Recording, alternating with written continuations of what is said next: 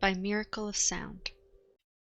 Alright, welcome back to the Shardbreaker podcast. We are doing the Lost Metal trailer, which is the prologue of Lost Metal live read. I am Midnight, your host, and I'm here with Mythic. Hola. And Darkness. Hello. Alright, we've been recording for a long time for the last episode, so we're gonna try and quickly get through this prologue. So, Wayne knew about beds. Other kids in Tinwaite Settlement had them. A bed sounded much better than a mat on the ground, especially one he had to share with his ma when the nights were cold, because they didn't have any coal. Plus, there were monsters under beds. Yeah, he'd heard stories of Mithrace. They'd hide under your bed and steal the faces of people you knew, which made beds soft and squishy on top, with someone underneath you could talk to. Sounded like rest in heaven. Other kids were scared of Mithrace, but Wayne figured they just didn't know how to negotiate properly. He could make friends with something that lived under a bed. You just had to give it something it wanted, like someone else to eat. Anyway, no bed for him, and no proper chairs. They had a table, built by Uncle Gregor, back before he got crushed by a billion rocks in a landslide and mushed into a pulp that wouldn't hit people no more. Wayne kicked the table sometimes, in case Gregor's spirit was watching and was fond of it. Russ knew there was nothing else in this one-window home Uncle Gregor had cared about. Best Wayne had was a stool, so he sat on that and played with his cards, dealing hands and hiding cards up his sleeve as he waited. This was a nervous time of day. Every evening he feared she wouldn't come home. Not because she didn't love him. Ma was a burst of sweet spring flowers in a sewage pit of a world, but because one day Pa hadn't come home. One day Uncle Gregor, Wayne kicked the table, hadn't come home. So Ma, don't think about it, Wayne thought, bungling his shuffle and spilling cards over the table and floor. And don't look, not until you see the light. He could feel the mine out there. Nobody wanted to live next to it, so Wayne and his ma did. He thought of something else, on purpose, the pile of laundry by the wall that he'd finished washing earlier. That had been Ma's old job, what didn't pay well enough. Now he did it while she pushed mine carts. Wayne didn't mind the work, got to try on all different clothes, whether they were from old Gramps or young women, and pretended to be them. His ma had caught him a few times and grown angry. Her exasperation still baffled him. Why wouldn't you try them all on? That's what clothes were for. It was nothing weird. Besides, sometimes folks left stuff in their pockets, like decks of cards. He fumbled the shuffle again, and as he gathered the cards up, he did not look out the window, even though he could feel the mine, that gaping artery like the hole in someone's neck, red from the inside and spurting out light like blood and fire. His ma had to go dig at the beast's insides, searching for metals, then escape its anger. You could only get lucky so many times. Then he spotted it. Light. With relief, he glanced out the window and saw someone walking along the path, holding up a lantern to illuminate her way. Wayne scrambled to hide the cards under the mat, then lay on top, feigning sleep with the door opened. She'd have seen his light go out, of course, but she appreciated the effort he put into pretending. She settled on the stool, and Wayne cracked an eye. His ma wore trousers and a buttoned shirt, her hair up, her clothing and face smudged. She sat staring at the flame in the lantern, watching it flicker and dance, and her face seemed more hollow than it had been before, like someone was taking a pickaxe to her cheeks. That mine's eating her away, he thought. It hadn't gobbled her up like it did Pa, but it's gnawing on her. Ma blinked, then fixated on something else. A card he'd left on the table. Ah, hell. She picked it up, then looked right at him. He didn't pretend to be asleep no more. She dumped water on him. Wayne, she said, where did you get these cards? Don't remember. Wayne. Found 'em, he said. She held out her hand, and he reluctantly pulled the deck out and handed it over. She tucked the card she'd found into the box. Damn, she'd spend a day searching Tinwaite for whoever had lost them. Well, he wouldn't have her losing more sleep on account of him. Tark Vestingdow, Wayne mumbled. They were in a pocket of his overalls. Thank you, she said softly. Ma, I've gotta learn cards. That way I can earn a good living and care for us. A good living, she asked. With cards? Don't worry, he said quickly. I'll cheat. Can't make a living if you don't win, see? She sighed, rubbing her temples. Wayne glanced at the cards in their stack. Tark, he said. He's Terrace, like Pa was. Yes. Terrace people always do what they're told, so what's wrong with me? Nothing's wrong with you, love, she said. You just haven't got a good parent to guide you. Ma, he said, scrambling off the mat to take her arm. Don't talk like that. You're a great Ma. She hugged him to her side, but he could feel her tension. Wayne, she asked, did you take Demi's pocket knife? He talked, Wayne said. Rust that rustin' bastard. Wayne, don't swear like that. Rust that rusting bastard, he said in a rail worker's accent instead. He grinned at her innocently and was rewarded with a smile she couldn't hide. Silly voices always made her happy. Pa had been good at them, but Wayne was better. particularly now that Pa was dead and couldn't say them no more. But then her smile faded. You can't take things what don't belong to you, Wayne. That's something thieves do. I don't want to be a thief, Wayne said softly, putting the pocket knife on the table beside the cards. I want to be a good boy. It just happens. So she hugged him closer. You are a good boy. You've always been a good boy. When she said it, he believed it. Do you want a story, love? She asked. I'm too old for stories, he lied, desperately wishing she'd tell one anyway. I'm 11. 1 more year and I can drink at the tavern. What? Who told you that? Doug. Doug is 9. Doug knows stuff. Doug is 9. So you're saying I'll have to snitch booze for him next year, 'cause he can't get in himself yet? He met her eyes, then started snickering. He helped her get dinner, cold oatmeal with some beans in it. At least it wasn't only beans. Then he snuggled into his blankets on the mat, pretending he was a child again to listen. It was easy to feign that. He still had the clothes after all. This is the tale, she said. A blatant barm. The unwashed bandit. Ooh, Wayne said. A new one? His mother leaned forward, wagging her spoon toward him as she spoke. He was the worst of them all, Wayne. Baddest, meanest, stinkiest bandit. He never bathed. It takes too much work to get properly dirty? No, because wait, it's work to get dirty? Gotta roll around in it, you see. Why in Harmony's name would you do that? To think like the ground, Wayne said. She smiled. Oh, Wayne, you're so precious. Thanks, he said. Why ain't you told me of this blatant barm before? If he was so bad, wouldn't he be the first one you told stories about? You were too young, she said, sitting back, and the story too frightening. Ooh, this was going to be a good one. Wayne bounced up and down. Who got him? Was it a lawman? It was Alamancer Jack. Wayne said with a groan. I thought you liked him. Well, all the kids did.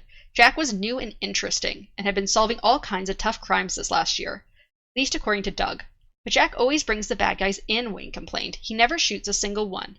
Not this time, Ma said, digging into her oatmeal. He knew Blatant Barm was the worst. Killer to the core. Even Barm's sidekicks, Gud the Killer and Now Always Joe, were 10 times worse than any other bandit that ever walked the roughs.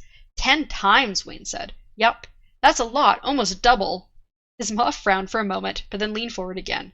They'd robbed the payroll, taking not just the money from the fat men in Ellendale, but the wages of the common folk. Bastards, Wayne said. Wayne? Fine, regular old turds then. Again she hesitated. Do you know what the word bastard means? It's a bad turd, the kind you get when you've really gotta go, but you hold it in too long. You know that because Doug told me.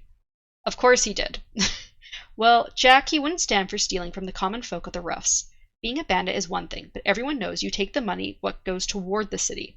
Unfortunately, Blatant Barm, he knew the area real well, so he rode off into the most difficult land in the roughs, and he left one of his 2 sidekicks to guard each of the key spots along the way. Fortunately, Jack was the bravest of men, and the strongest. If he was the bravest and strongest, Wayne said, why was he a lawman? He could be a bandit, and nobody could stop him. What's harder, love? She asked. Doing what's right or doing what's wrong? Doing what's right. So who gets stronger? Ma asked. The fellow what does the easy thing, or what does the hard thing? He nodded. Yeah, he could see that. She moved the lantern closer to her face, making it shine as she spoke. Jack's first test with the River Human, the vast waterway marking the border with what had been Koloss lands. The waters moved at the speed of a train. It was the fastest river in the whole world, and it was full of rocks. Gud the Killer had set up there, across the river, to watch for lawmen. He had such a good eye and steady hand that he could shoot a fly off a man at 300 paces.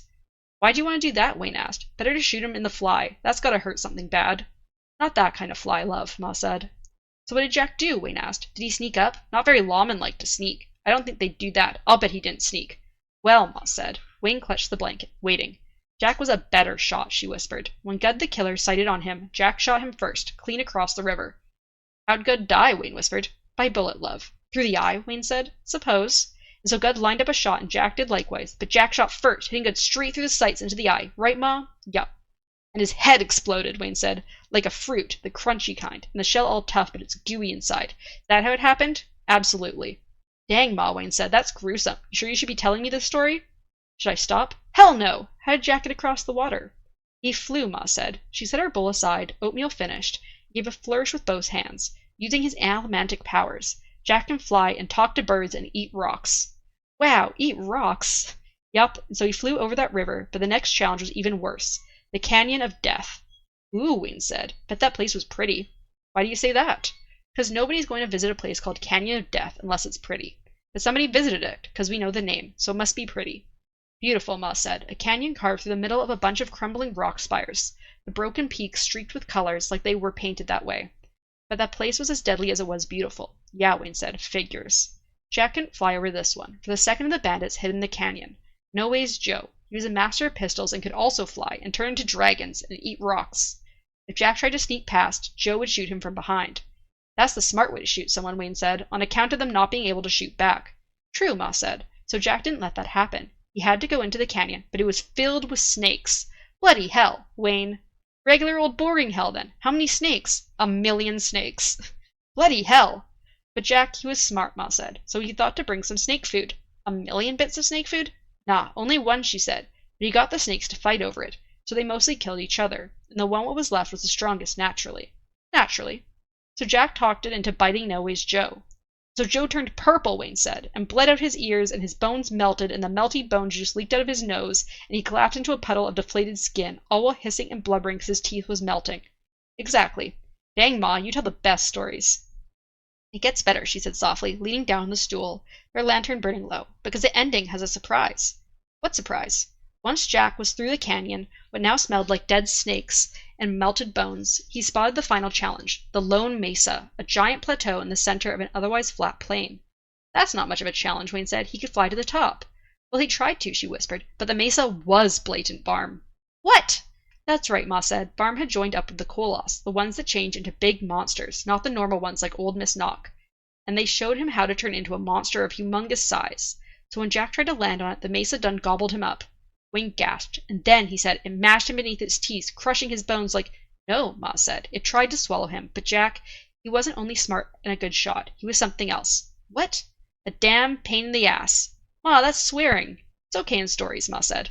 Listen, Jack was a pain. He was always going about doing good, helping people, making life tough for bad people, asking questions.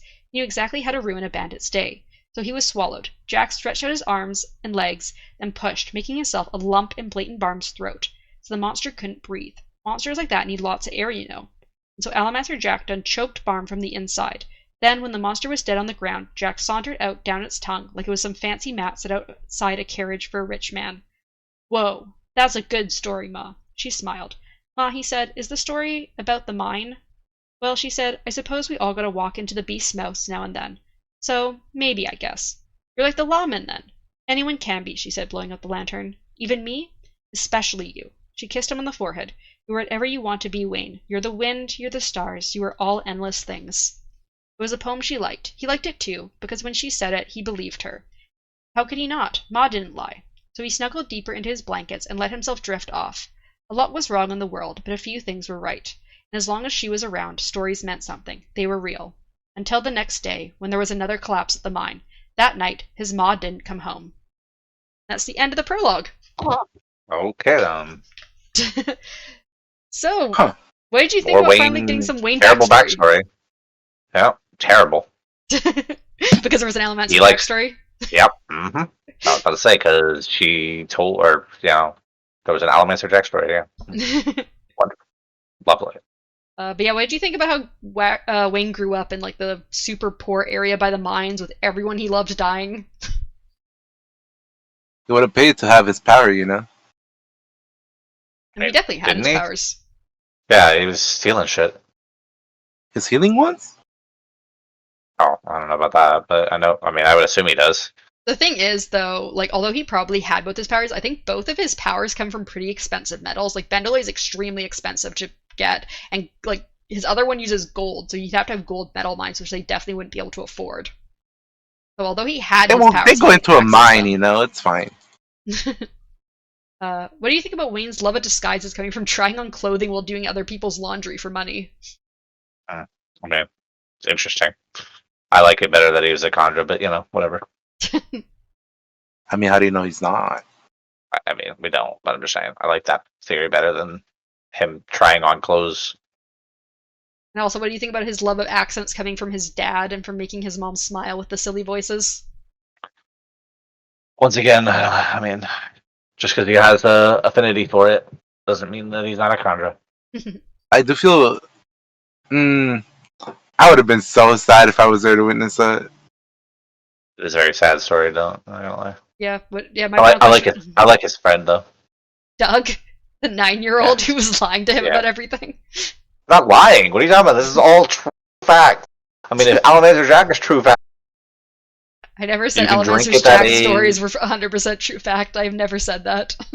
Yes, you have. You've stated it in the I said last time. parts of them are correct, and that his No, one you said editor it was tells all the correct. truth. No. Wait, they're not true? I've been licking walls trying to get elemental powers.